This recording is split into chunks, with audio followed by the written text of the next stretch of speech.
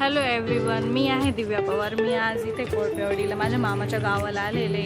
इथं श्री स्वामी समर्थांचं मंदिर आहे आणि सर्वप्रथम मी तुम्हाला माझा इंट्रोड्यूस करून देते. मी एका खेडेगावातून बिलॉंग करते. माझे मिस्टर शेतकरी आहे, तर मी माझी लाईफस्टाईल आणि माझी काही डेली रूटीन वगैरे ते तुमच्यासोबत शेअर करते.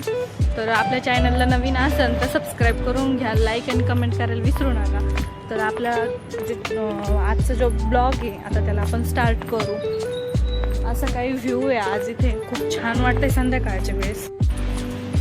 चला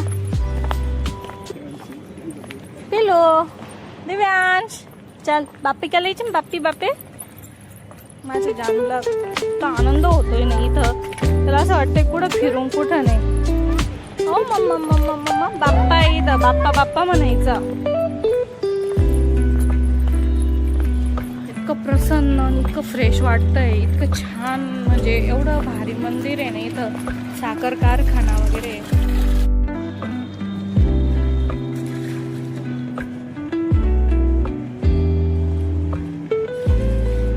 इथे यज्ञशाला वगैरे स्वामी समर्थांची. पुढे तिकडं मंदिर आहे आणि तिकडे विष्णू मंदिर आहे, ते पण तुम्हाला दाखवते.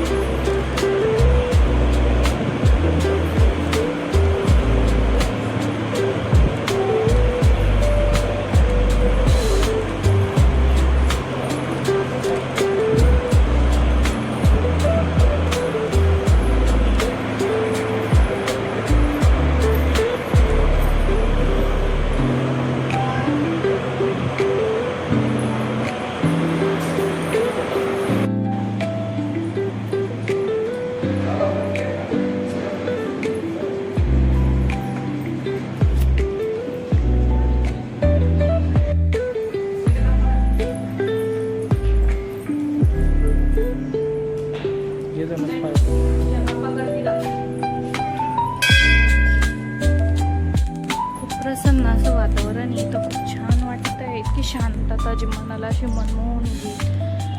आता इथे विष्णूंचं इतकं सुंदर असं मंदिर आहे ना, एंट्री करायच्या आधी सांगताय की म्हणजे खूप इतकं सुंदर आणि विलक्षण हे मंदिर आहे. बबी डुमूच्या पडलं.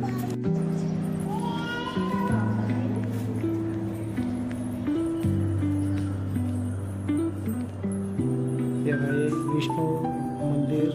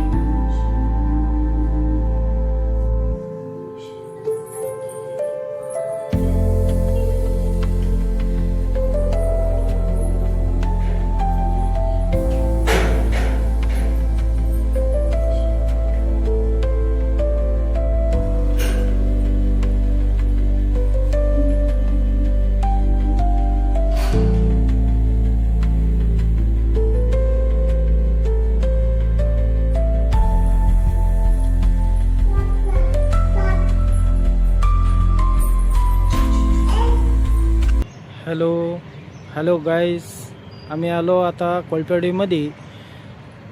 इथं आलो आणि इथं खूप छान असं विष्णू मंदिर आहे. हे आमचे आमदार साहेबांचे इथं खूप छान असं हे मंदिर आहे. गार्डन एक नंबर आहे. इथं विष्णू मंदिर म्हणजे स्वामी समर्थ आहे आणि इथं विष्णू देवाचं पण मंदिर आहे आणि दत्त महाराजांचं पण मंदिर आहे. इथं खूप छान असं मंदिर आहे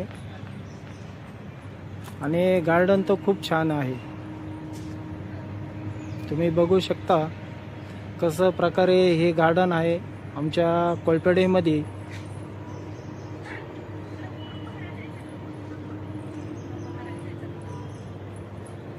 तो जो तुम्हाला धूर दिसतोय ना, तर तो आमचा साखर कारखाना आहे कोळपेडीचा.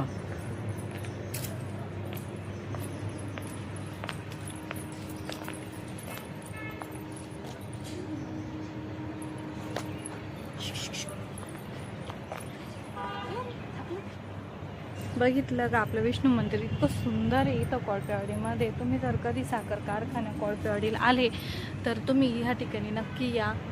आणि हे माझे मामा आहे जे अशी सुंदर अशी ब्लॉगिंग करता. यांचा आवाज आवडला असेल, ब्लॉगिंग करणं आवडला असेल तर कमेंट करून नक्की सांगा आणि लाईक पण करा. दिव्यांश इकडे ये. चला चला घरी जायचं ना. चला आपल्याला जायचं. चला. चल पुढे पळा.